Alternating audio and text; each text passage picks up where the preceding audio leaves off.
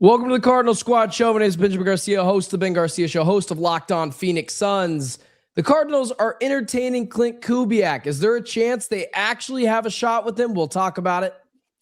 Jamil Douglas, former NFL offensive lineman. The list has been large. It's been about 15 people. Who actually gets the job for the Cardinals?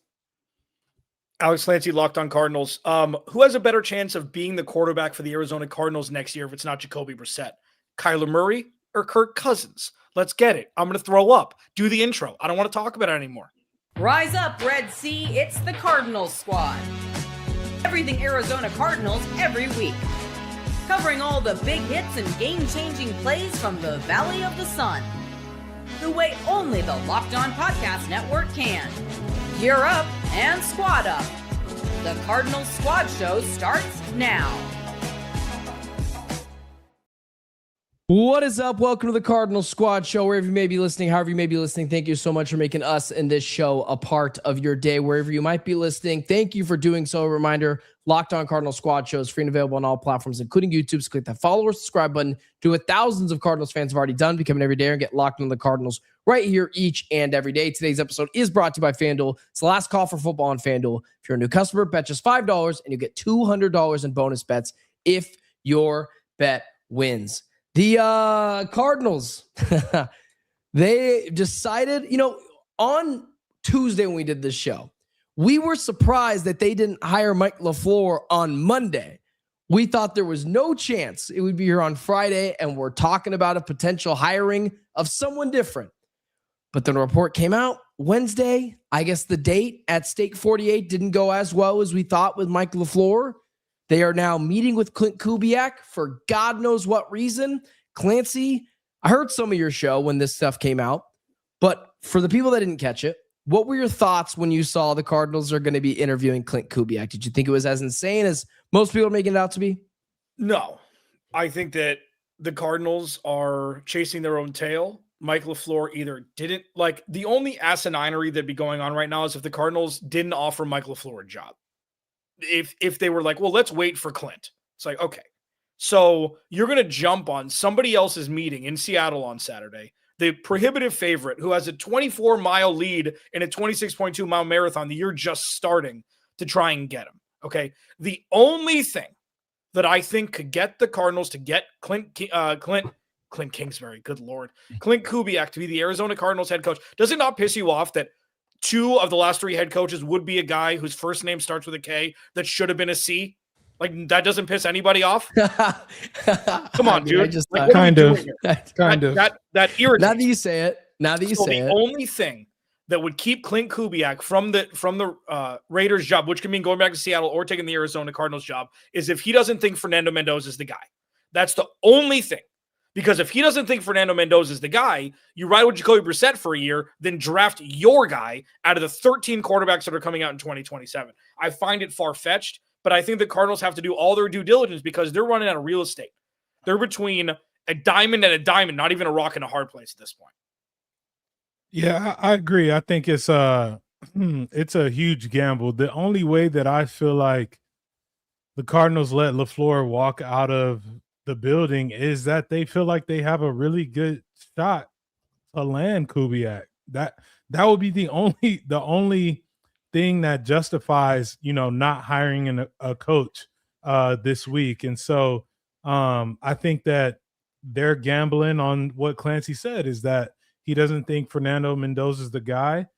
The Cardinals, I would think, outside of the running back position, have maybe you could argue tight end, depending on what you want. Trey McBride I like Trey McBride more than Bowers, but still elite. I would say the Cardinals have a much better upside in terms of where their roster is than where the Las Vegas Raiders are. So huge gamble. I love watching the movie Dodgeball. Don't know if you've seen it, Ben, but I love when they say bold strategy. Let's see how it works out for them. That's bold strategy, Cotton.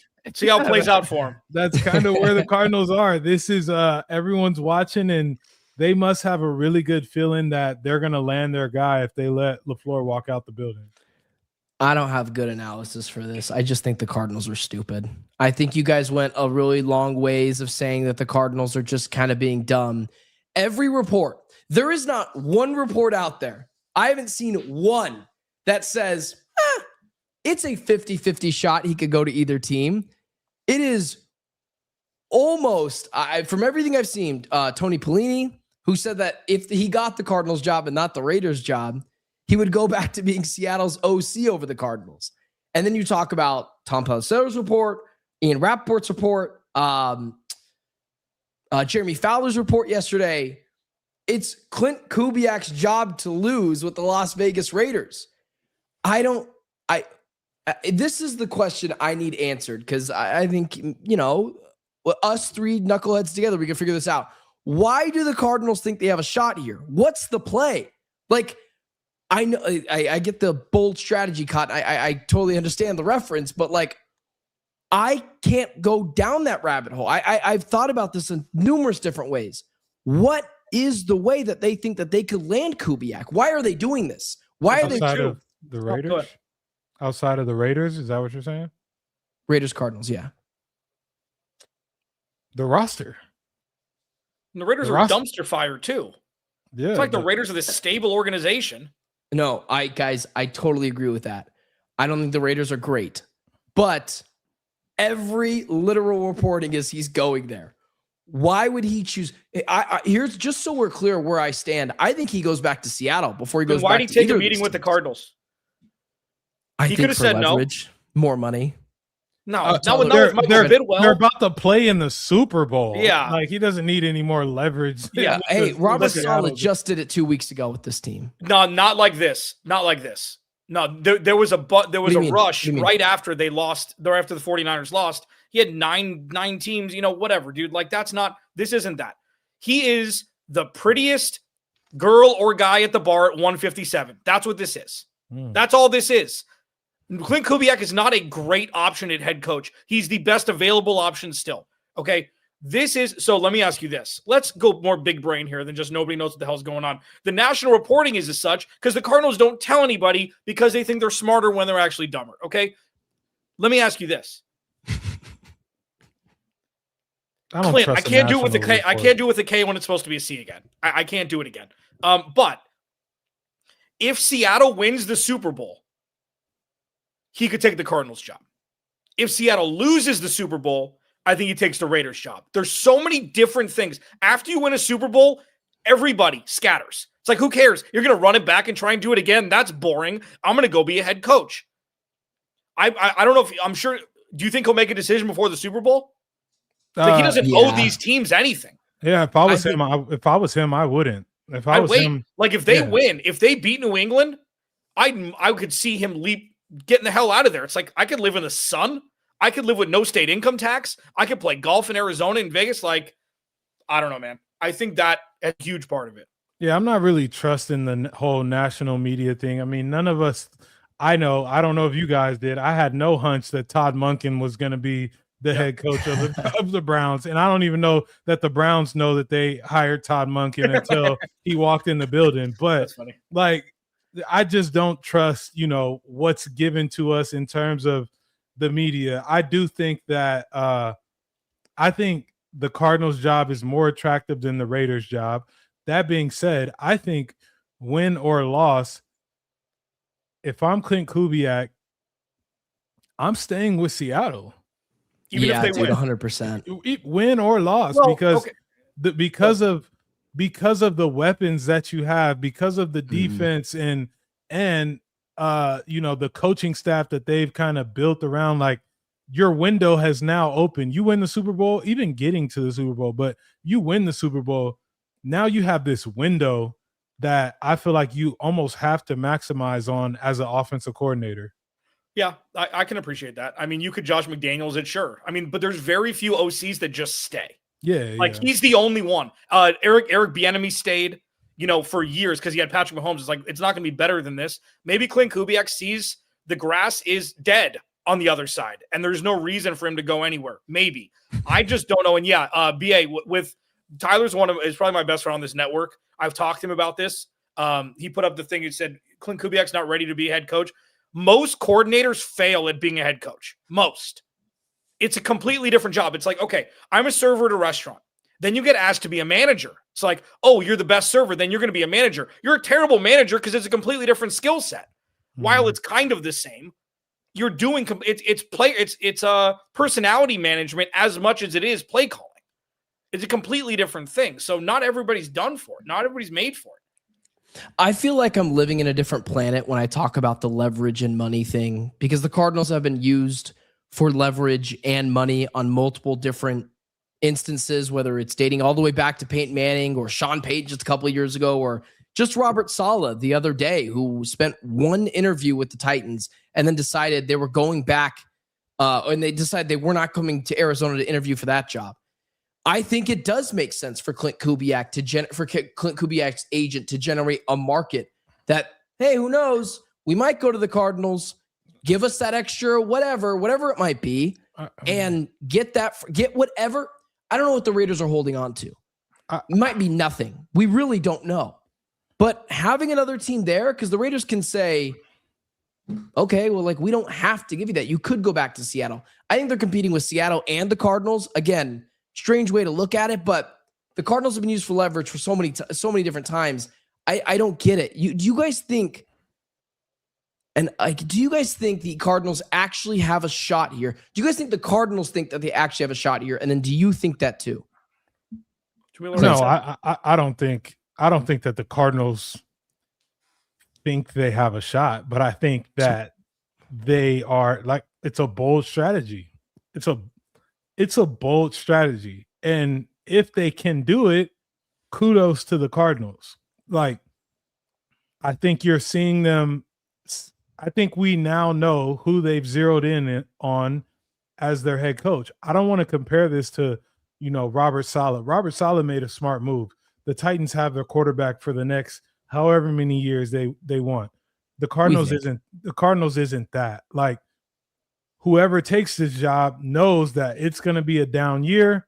Then you're going to bring in a rookie quarterback. There's going to be another down year probably, and then you're going to kind of figure things out. And so you look at a lot of these first-time head coaches, a Lafleur, who hasn't been the main play caller besides when we saw him with Zach Wilson of the Jets.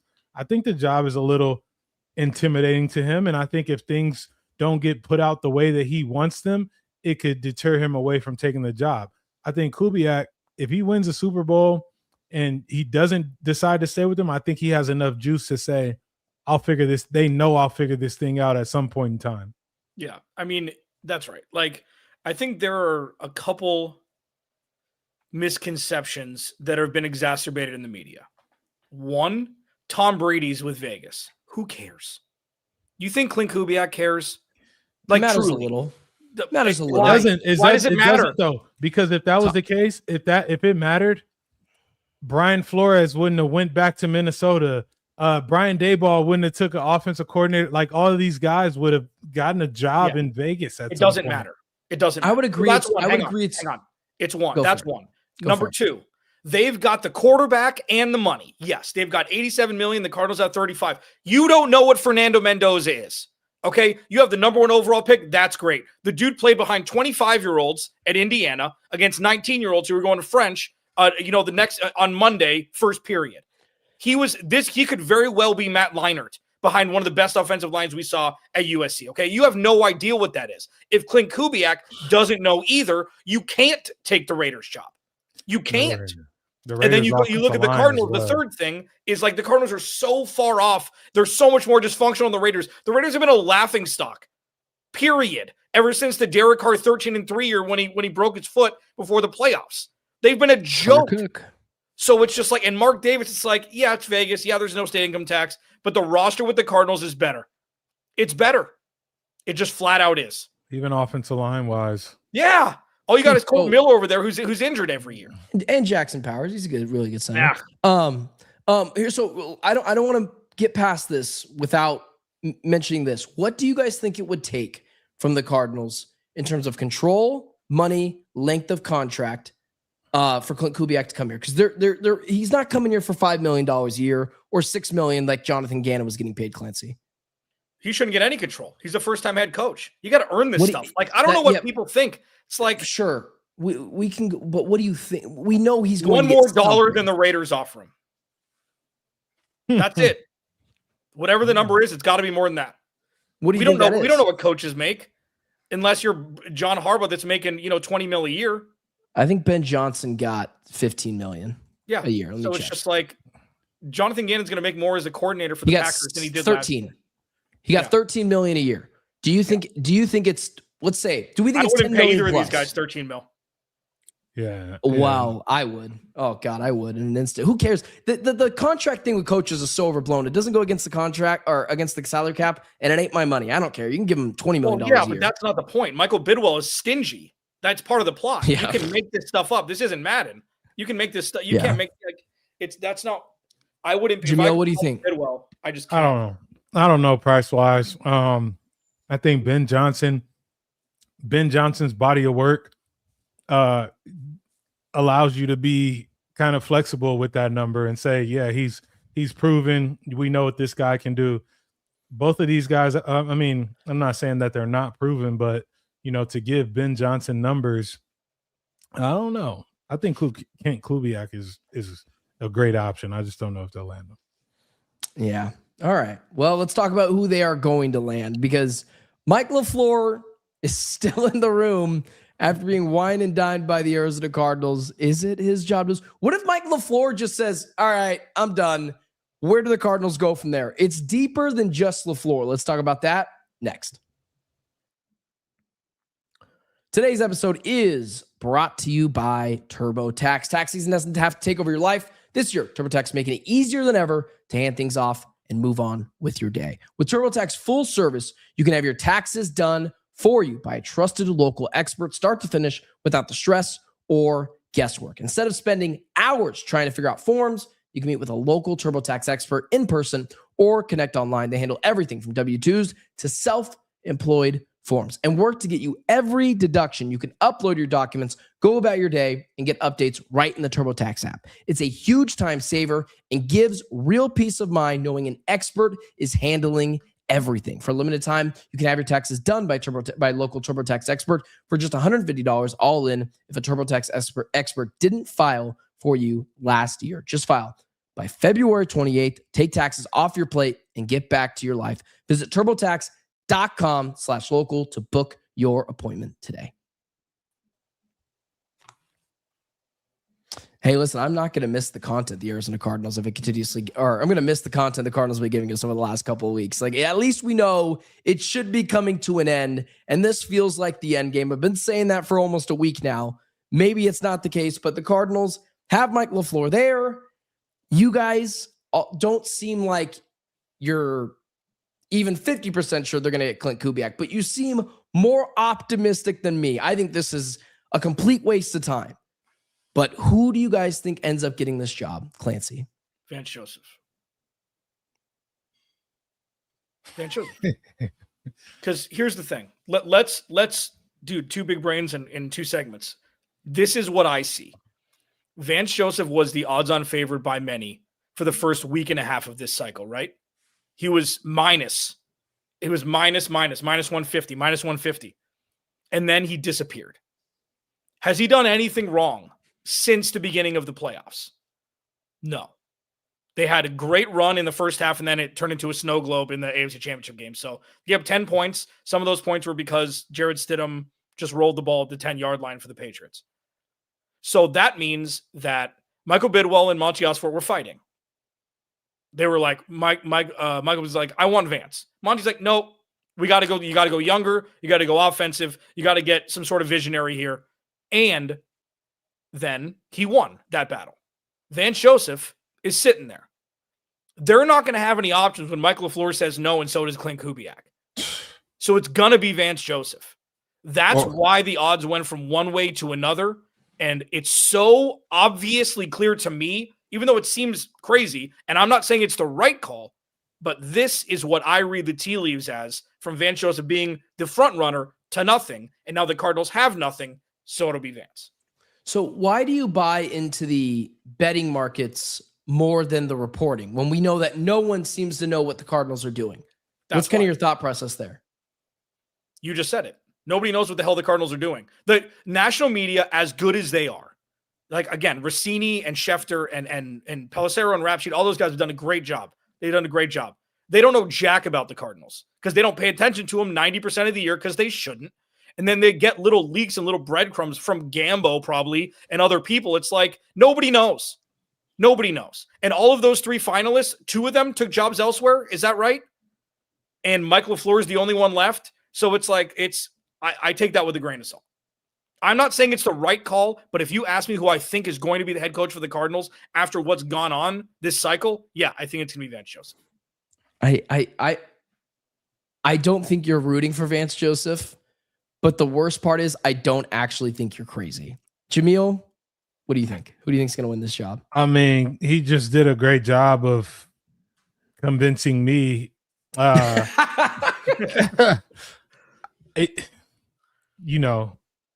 I don't want to piss us all off, but if it ain't Vance Joseph, is it our guy Ron Rivera? I don't know what we're looking at. Raheem Morris, maybe. That's what I was gonna say. I think Raheem Morris could emerge again. Anthony Weaver. See that to me, guys, that to me is not it. Oh, that's the deal breaker out of those 3. No, but have you spent time with him?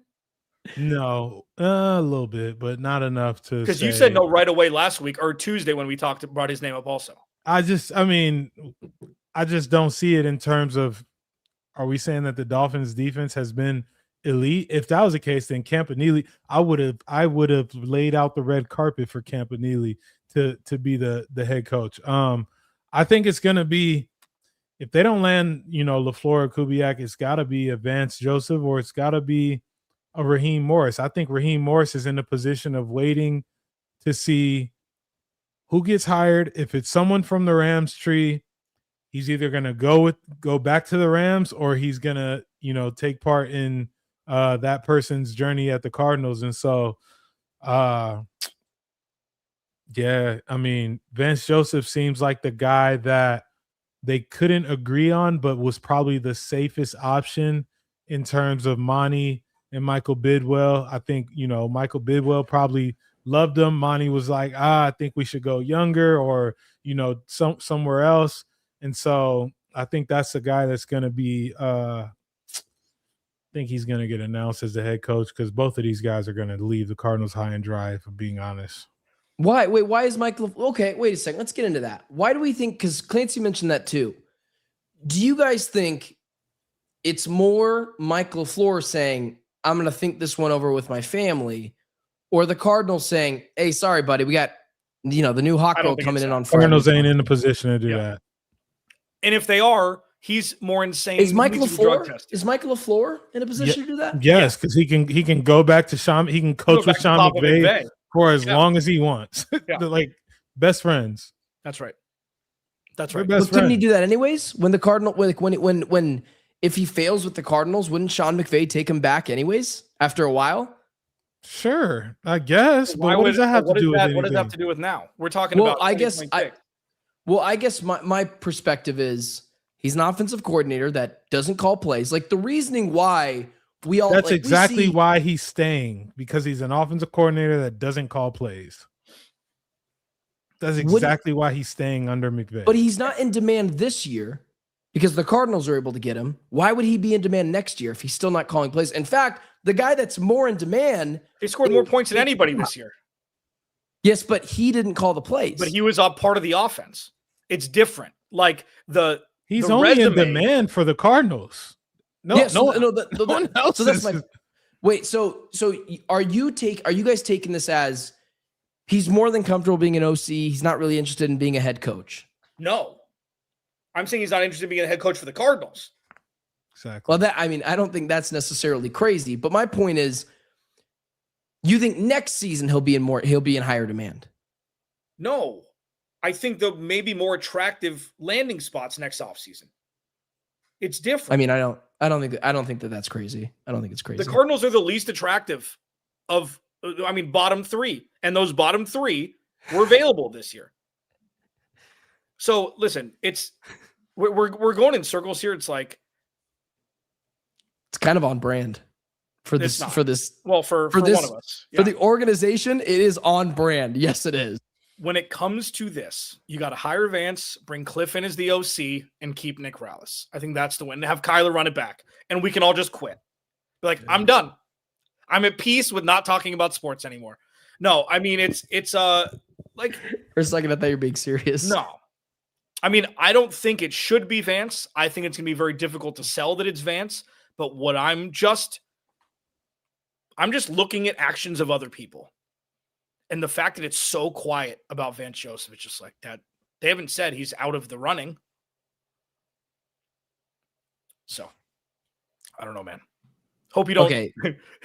The Cardinals, dude. I hope you don't end your everydayership because I predicting what the dysfunctional organization is going to do. I don't think Clancy's crazy, but just to put it out there, I don't think it's Vance. I think that Bidwell really tried to sell hard for that. He saw the reactions from national and local media and fans. He got killed for it. One of the reasons why they fired Jonathan Gannon reportedly is because season tickets weren't selling. Fanship was down the drain. You can't sell Vance Joseph on that. He was 3-14. For sure. But Not he good. wanted to keep him around. Yeah. The other thing is, it is easier. Like good luck on selling it this either. But the easier thing to sell is a Anthony Weaver, which, God forbid that happens, or Raheem Morris. You could say, or even Ron Rivera. I think all three things are easier to sell than Vance Joseph to Cardinals fans who we could all agree that maybe Vance is better than some of those guys. But it ended so poorly here with Cliff that I don't think that you can repair that bridge. And so I do think Mike Lafleur gets this job. What does Cliff have to do with it? Well, he was with the Cliff experience and that ended so poorly. By association, it's one of the reasons why there was no chance Drew Petzing, like Nick Rallis, we're going to talk about this in the next segment, might keep his job. There was no world where Drew Petzing could have kept his job because it was so toxic, and by association, by proxy, they weren't bringing him back. I think that's kind of the same thing with Vance Joseph, where it got toxic. Steve Keim got fired. Cliff Kingsbury was gone. I don't think you can sell that here, and I don't think they will.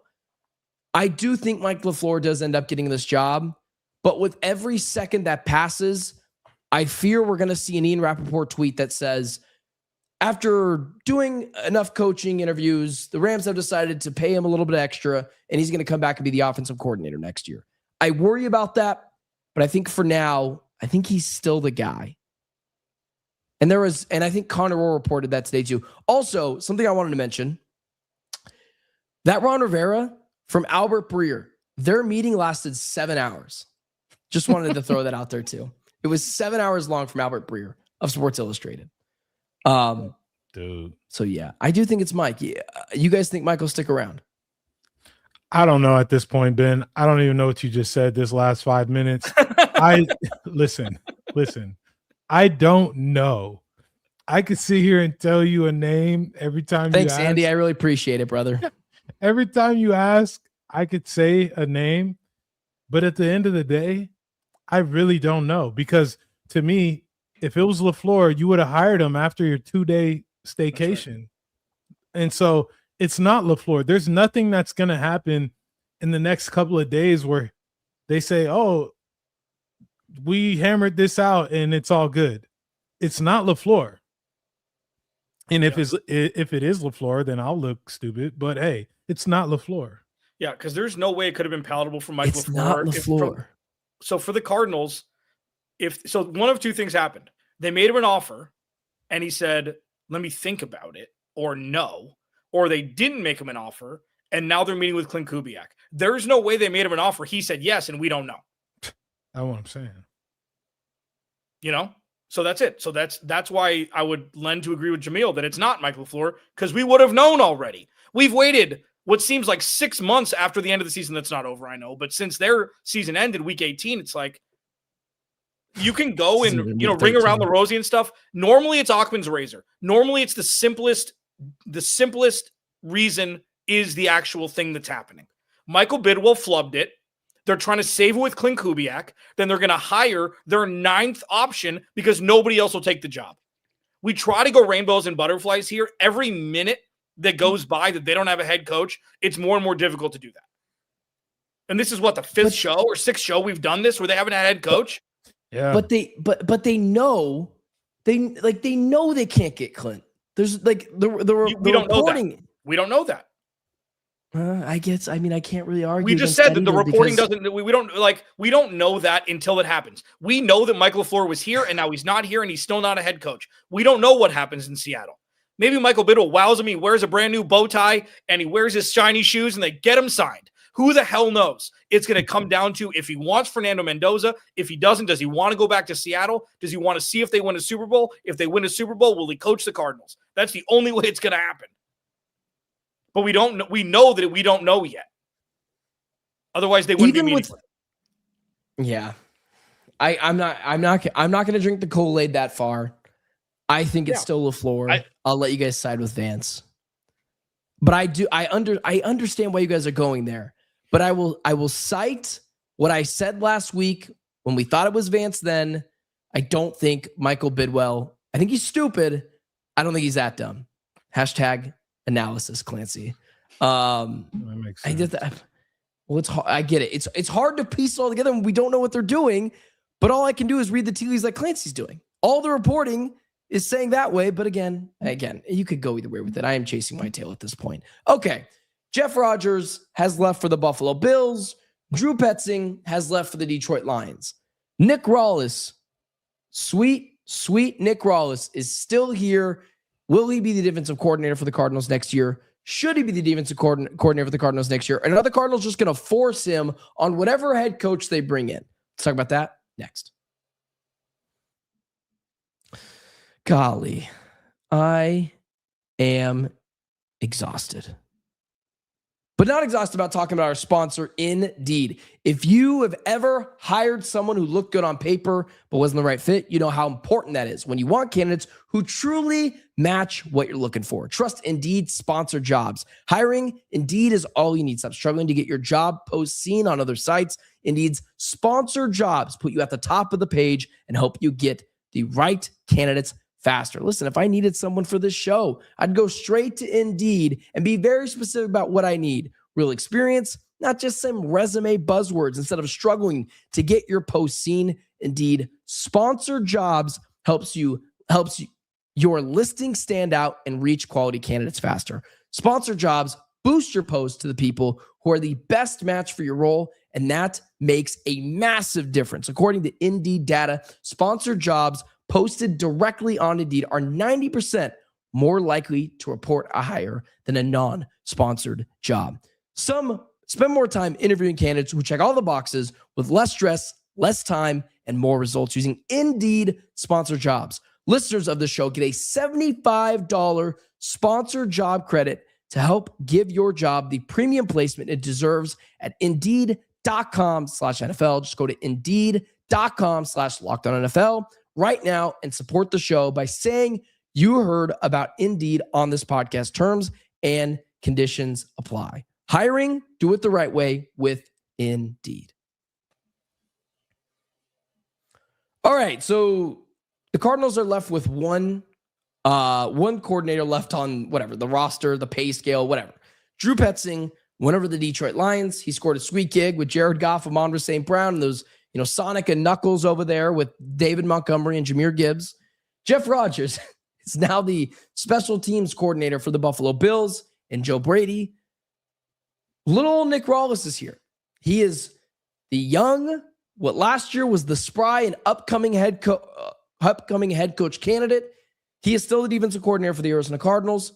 Clancy, what's kind of your take on why he's still here? Is it because he's not getting phone calls, or is it because he might just be forced upon the next head coach? They don't have any other options for coordinators. Everybody's getting jobs. Like, I know I'm seeing Jim Schwartz in the chat. Like, yeah, that's fine. If Jimmy Baby wants to come here and be the DC for a young upstart head coach, that's fine. Listen, be awesome. Nick Rallis, of the three, Nick Rallis was the least offensive, even though they were giving up 40 burgers in the second half of the season. Like, they know the defense. If they're healthier, the defense can be as good as it was in 2024. It wasn't fantastic, but, damn, you like Chanel cologne? That's badass. Yeah, that's more for me. I wouldn't be surprised or upset if they kept him. I just don't know for how long. I think this could be something that is deterring a first-time head coach away. I think a guy like Lafleur looks at this and he would be more comfortable with a Raheem Morris coming in with him or something like of that nature. I think anytime you try to pair two guys that have zero history together and say, hey, this is your guy, he's going to call your defense. You got to obviously have input, but we want him to do it. You're basically setting the head coach up for, like, if the defense does not perform, the head coach gets the blame at the end of the day. There's no clause that says, oh, if he doesn't do well, you won't get the blame. We'll just fire him. Like, it doesn't work like that.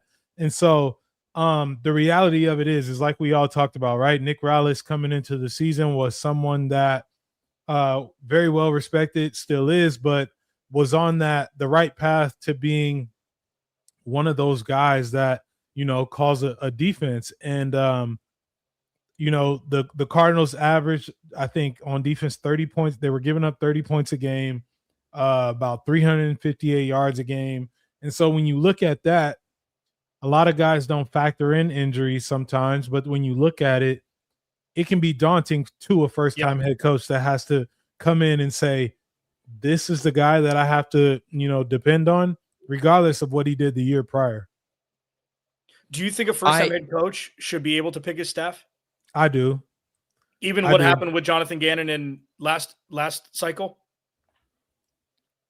Maybe that's why they're gun shy. Yeah. Maybe that's why they're gun shy. I just feel like you're hiring somebody because you believe that he is the right person for the job. And so you've got to trust that person wholeheartedly. I think coaches are very prideful in a stance of saying, oh, you don't think I can find a defensive guy that can, fit the personnel.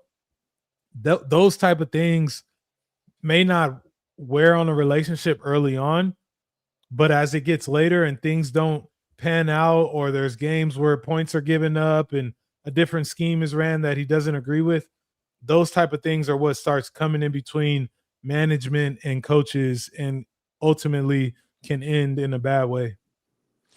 I want to preface this by saying I don't want to speak out of both sides of my mouth, because my opinion is I actually like Nick Rallis. I think, like Clancy has mentioned numerous times, the injuries, I think there was some accountability issues, but I saw spurts, especially the year prior from Nick Rallis and early in the season when they needed to get stops against the Saints and the Panthers, and he manufactured that when the team was mostly healthy. I like Nick Rallis. I actually wouldn't mind if he was here, but there is concerns about, okay, well, if you're bringing a first-time head coach, then you've got this young defense coordinator as well. There does need to be, I think, some gray hairs on this roster. It's what I thought made Mike LaFleur so enticing if they brought Raheem Morris around, because at least he's been a head coach before. I agree with you, Jamil. I think this is something that we are kind of downplaying a little bit, where I think Michael Bidwell sees a place to cut corners a little bit, maybe spend a little bit more on the head coach, save on the defensive coordinator. And I wonder how much a first-time head coach would be okay with that. Like, how much of the Michael LaFleur meeting was like, all right, I want to bring my guy Raheem Morris in here. He's going to cost this much money. And they're like, well, no, we already have a defense coordinator for you. And, Michael LaFleur, this is the first time being a head coach, he wants to put up his own staff. Do you think that plays a role? Or am I chasing my tail again? No, I mean, I think it's, I think it's definitely an issue in terms of if they are trying to keep him on staff as a defensive coordinator. Now, if you say, hey, he's going to be here, he's going to coach your linebackers, that's a whole different story. But if they're, wanting to marry these two together, I think it's for a first-time head coach that has to establish his voice in the locker room after 3-14 season, I think it causes friction when it should be a fresh start altogether. Now, for a seasoned head coach like Ron Rivera or, Vance Joseph, it may not be a problem. They may be able to they're old enough and they've been around the game long enough to where they can kind of rally the troops and get everything all in order regardless. But for a first-time head coach, these guys that are young, that are coming up, like that's a tough spot to walk into and say, oh, well, this is your guy. It's like, no, it's not. I want to build my own staff because I have things that I believe in. Marcos, that was Cal Odegaard tweeted something out saying have Nick Rallis be the head coach and just run it in 2027. I think he was being facetious. Yeah, not a chance. Nick Rallis is the least of the worries right now. I don't care. Like it doesn't matter. Like it's fine, and it'd be cool if he came. I guess like what Jamil says, I think is for the majority of the part right. At this point, either you're going to bring in a first-time head coach who's an offensive-minded guy. He's going to bring his offensive guy, and you're just going to have to lean on the offense and hope you have some sort of semblance of experience from the defensive side calling the plays. Or if you have Vance Joseph come in, then you can have, as he mentioned, you can have a DC, you can have Nick Rallis stay because you've got a defensive-minded head coach, and he's going to have help on that side of the ball. And you've got to hope that they can kind of grow an OC out of the ground who would come call this offense. Because remember, 18 open offensive coordinator jobs. The Eagles just signed Sean Mannion, who's younger than Jamil. Like, that's crazy. He was in the league 3 years ago. Wow, dude, that's sky's wild. The limit, guys. Sky is the limit. Yeah, it's crazy. And listen, Sean Mannion, I'll tell you what, something needs to be studied about putting a quarterback at offensive coordinator. I don't know why it doesn't happen more. Like, I don't know why Josh McCown is an offensive coordinator. I don't know, like, what's his name was the head coach of the Saints was with the Chargers and the Eagles. Kellen Moore. But it's not a lot. Now, we'll see. Like, it's going to be a weird name unless it's Mike LaFleur and he's got his splinter cell of McVay and, Shanahan guy that's, in a lab somewhere in, Washington, D.C. that nobody knows about. And that's going to be the next great Wunderkind. Like, this is going to be not ideal. So you've got to find the most stable version of not ideal. And I'm sorry, a retread head coach may be the most stable version of not ideal. And I think they're starting to realize that now. I'm seeing tweets out about it not being a formality with Klint Kubiak. Okay. So that changes it just changes things. That could mean I'm going back to Seattle. But again, we can talk about this like till we're blue in the face. Until tomorrow happens, we're not going to know much. And even then, if he goes back to Seattle, we're going to know even less. So that's why it's like, just cast that net, baby. It's going to be weird. It's going to be weird.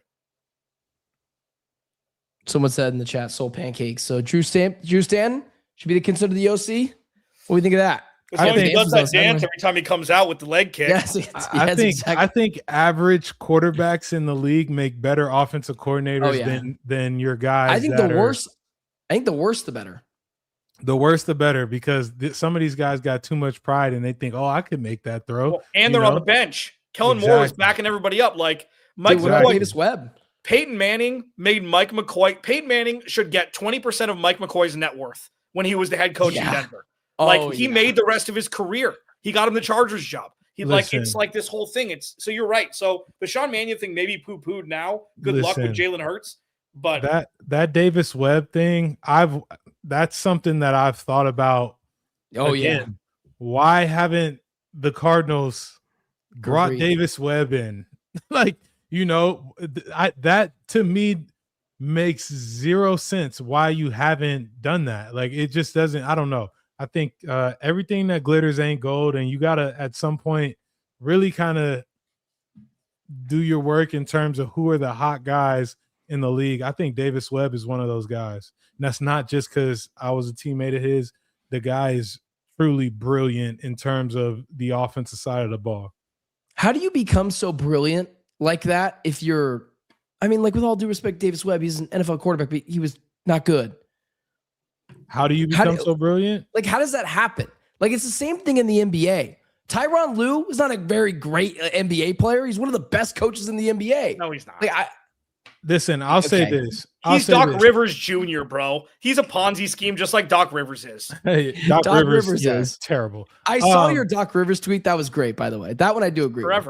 Listen, this is the biggest myth that I have an issue with. People think that because, if you're a great player, that means that you know the game the best. That is not the case. That's right. I would not say I was a great player.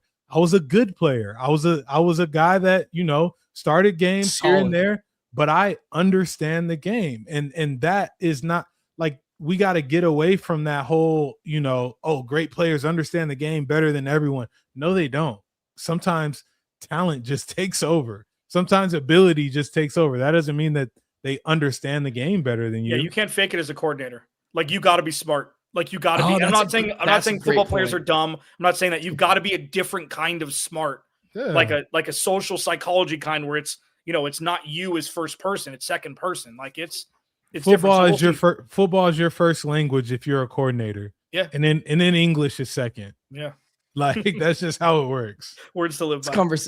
This conversation took a turn. That was amazing. Jamil, do you want to out the player who doesn't understand the game the most, but the most freakishly talented player you've ever seen? Nope, don't want to do it. All right. Well, I just figured I'd ask.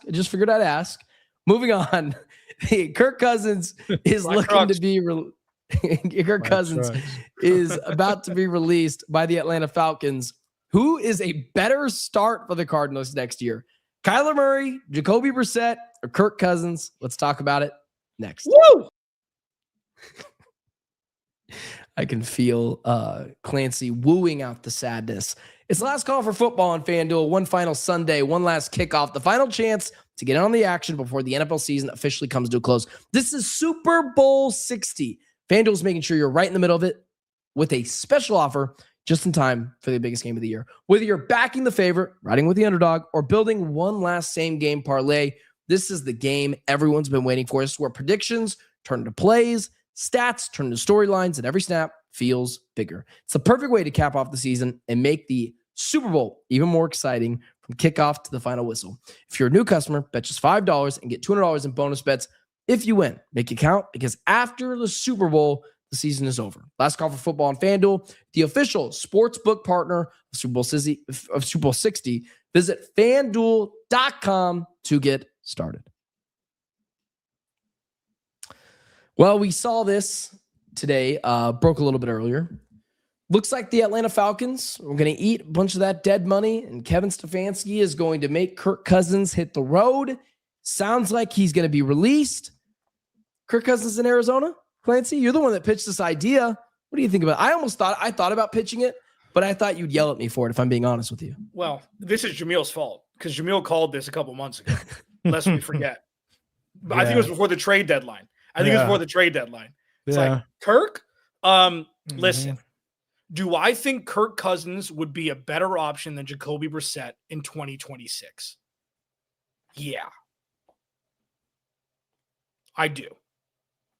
Kirk Cousins can do more things short, intermediate, and not as deep than Jacoby. It's close. If it's 50.1, 49.9. But like, and this is all predicated on the offensive line and the run game also. And I might I think Jacoby Brissette, if you said who's going to sign a 3-year deal, I'd pick Jacoby Brissette. But I'm saying 2026 only, I'd probably pick Kirk Cousins. He played really well down the stretch with Atlanta. They were popping down the stretch, and the Cardinals were unpopping. They were the concave version of popping here. So I don't know. It's an inexact science, but I would probably take Kirk if that were the case. Yeah, man. I don't know. I think I think I was I did call that earlier in the year. I feel like obviously that was before the Pittsburgh job opened up with a Mike McCarthy. Like, I feel like that's where Kirk is gonna go, somewhere that is Pittsburgh loves old quarterbacks. And so listen, I know we've been on this kind of train that Kyler's gone. Ben, hold on to your seat when I say this, all right? I truly think that the Cardinals need to bring Kyler Murray back at this point. It'd be fun. Just in terms Why of the hell not? What you're dealing with right now, do you want an old guy that's going to be your bridge, I guess, quarterback to when you get your own guy? Or do you want a younger, athletic, spry Kyler Murray that still has a lot left in the tank that just needs some coddling and some catering to in terms of, the system, dude. How are you going to sell that? So first of all, Kirk Cousins, he probably can't sign here because they've got so much money tied up. Like, you're not going to bring him in. So, I mean, it's kind of unless he wants to play for $1, that'd be cool. Yeah. Like, Kyler, which he could. I mean, he's earned the most money out of any quarterback that's ever played with Sam Bradford walked, or Sam Bradford crawled so he could walk. Or he walked so he could run. Kirk Cousins, I'm assuming, is still going to take the most amount of money imaginable. Now, Kyler Murray, how can you sell that to Michael Wilson and Marv? Oh, damn, that's a really good question. That's a good question. There's zero way to sell it to all three of them. Trey McBride's going to eat no matter what. How he ate this year was double the depth of target that it was last year. It's not around the line of scrimmage. He was catching the ball 15 yards down the field. How do you sell it? That's the biggest thing for me, regardless of the offense. Yeah, no, listen, trust me, I understand that question. And I don't know how you sell it, but what I will say is I think your room is better with Jacoby and Kyler in it as opposed to Jacoby or Kyler out of it, given where you're about to go within this next year or so. I think man, I don't know. I don't think Drew Petzing's offense was great for Kyler. I think he would perform better in another offense. I think if you do get a Mike LaFleur, I think Kyler has a better better year in terms of timing and routes and things like that. Now, again, I don't know how you sell it to those guys, though. It's tough. Hey, come put in the freezer, though. Wife of the year. Yeah. So, yeah. I just want to jump in here and say I get the question and I understand we're talking about. The reason why we're talking about it is to get to this point. There's no real reason to bring Kirk Cousins in. Yeah. How much do I think he's better than Jacoby Brissette next year? Another year, post Achilles tear. Yeah, he was good down the stretch, but his first season with Atlanta, he did get benched. So which one is more closer to what he is now? I'd probably say last year's. I would just rather run it with Jacoby. And also, this is a soft tank next year. I don't think you're not trying to tank, but I don't think you're necessarily trying to win either, especially if your coach next year is Vance Joseph or whoever it might be that's not, one of the other two guys that we talked about. I think you bring out Jacoby Brissette, you let guys feast a little bit, you try to, get Marv right next year, but bring in another guy, it doesn't make any sense. The Kyler thing is more interesting, I think, because I really think Kyler Murray will be back depending on who the head coach is. Who should have final say here? The ownership or the coach about Kyler? I'm trading Kyler. I don't care. It'd be fun if he's on the roster next year. If he's on the roster next year, cool. I'm trading. Statute of limitations. It's gone. It's so far gone at this point. I just don't. What if his value is but the cap hit. It's only $13 million difference between the dead cap and the live cap if he were on the roster. It's not like this $90 million difference. You're not going to see it. You need draft capital. I trade him. If you bring him back, I get it as a stopgap for what? So say he plays well next year, then are you extending him? This is year 8, bros. Well, he's got years. You don't have to extend him. He's got multiple years in that contract. He's got no leverage there. What's he going to do? Sit out? Go for it. People already think you're a prima donna anyways. Who thinks he's a prima donna? It legitimately open up Twitter and there's 150 Ben Garcia tweets. There are. Well, he blocked me, so it's fine. Yeah, I mean, listen, dude. We follow each other. I don't. That's fine.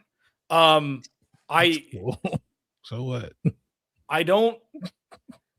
How can we talk about? So, say they bring him back, that's fine. And then what if they? So say they start 0-2. You start Jacoby, then what? Then you missed out on another opportunity. It's I think Kyler Murray is a more talented quarterback than Jacoby Brissette. I've never said anything otherwise. I For also sure. think no, that's time facts. is done where it was a great Dane Cook joke where he's like, nobody ever in a relationship just sitting next to each other. He goes, we're bleeping done, aren't we? Cool. High five. Have a good day. Have a good night. Have a nice life. That's what needs to happen. It's so far gone at this point. He would never. That would never. My teardrop is too fierce for that. And Kyler's also at a perfect time to trade him because you can restructure his contract and add another year. There's an out after 2027, I believe, on his contract, which is a perfect time to do it, where he'll be 31 and he'll still be a spring chicken or whatever if he still wants to play football. But I don't know, man. Why don't you just trade Kirk for Kyler and just call it a day? Can't do that either. I just don't know how you sell it. I don't know how you can sell that to one offensive player that he's coming back. Yeah, me neither. I don't know either. I don't know. Isn't that the coach's job if they sell it? Am I coaching? Well, I'm saying who's if coaching? Mike LaFleur is the offensive mind, I think you walk in there and you're candid with them. I don't think this offense is creative. I'm an offensive-minded guy. I come from the Sean McVay tree. I just came from an offense that had Puka Nacua and Devontae Adams. I'll figure it out. And a we drafted a quarterback in the second round. And a 6'3" quarterback. I'm not saying there's not negative. Kyler Murray cannot make 40% of the throws that Jacoby Brissette makes. It's just factual. I agree. It's just factual. The majority of Michael Wilson's, the balls that he got thrown last year, Kyler Murray couldn't make. It's just factual. It's not a knock. It's not saying Kyler's less talented. None of it. It is science. It is genetics. It's what it is. Like, I've never seen Jamil more excited than a post game when we finally caught, when Jacoby Brissette threw a screamer to a spot in the middle of the field. Michael Wilson caught it in the middle and just scooted. Oh, it was. Or maybe it was Zay. I can't remember what it was. It was a 25-yard dart right up the seam, and Michael Wilson catches it and goes the other way. It's just like Kyler can't make those throws. He just physically cannot. Well, and Clancy, the league completely caught up to that. So if you keep him in the pocket, he can't be as effective. I agree with Clancy, but Clancy, what if his trade market isn't as high as you think? What if you're not getting a first, second, or third round pick for him? Okay, you're 100% getting at least a third round pick for him. But listen, so the market, somebody much smarter than me says, a player is only as valuable as the market dictates, right? So how many teams need quarterbacks next year? Like, how many teams could use a quarterback next year? 7, 8, Minnesota, the Jets, guys who have draft capital, Cleveland. You want to go with the Pro Bowler, Shedeur Sanders? Yeah, Shedeur, or do you want to Flacco? trade one of your 5 first-round picks that you have, or 4 first-round picks you have the next 2 years for Kyler Murray? It's like, Kyler's a lot better than many quarterbacks in this league still. Yeah. And he just needs he needs to change the scenery. I don't think Monty wants him. I don't think Michael Biddle wants him. I think it's just time. Yeah. Damn. All right. Well, then Kirk Cousins time. Why not? I take it back about Jacoby. I rescind what I said before.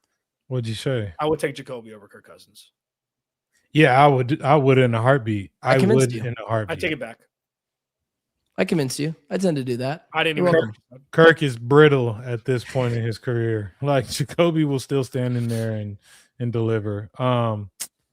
Yeah, man. I don't know. I just, like I said, this is the elephant in the room. The whole quarterback situation. I think if it's not the Nick Rallis thing, the quarterback situation is probably 1A, 1B in terms of these young coaches trying to figure out what is the deal with Kyler, and is he going to be back? Is he not going to be back? I think that's a big deal in terms of hiring your next head coach. All right. Well, the Cardinals are scheduled to meet with Klint Kubiak. Jamil, did you get your invite to the facility, to Area 51? My interview is right after this podcast, actually, in 5 minutes. All right, cool. I know you're not allowed to tell us anything. They might wipe your brain clean after you so you don't remember it. But hope it goes well for you, Jamil. Thanks. That being said, guys, thank you so much for tuning into the Cardinal Squad Show. Don't forget to hit that like, share, subscribe button. Follow us on all social media platforms in the links down below if you're listening on audio or if you're watching here on YouTube. We appreciate you guys being here, making the show a part of your day. And we'll talk to you guys next Tuesday. Hopefully they have a head coach, but I guess don't hold your breath. It's been the Cardinal Squad Show. Talk to you guys next week.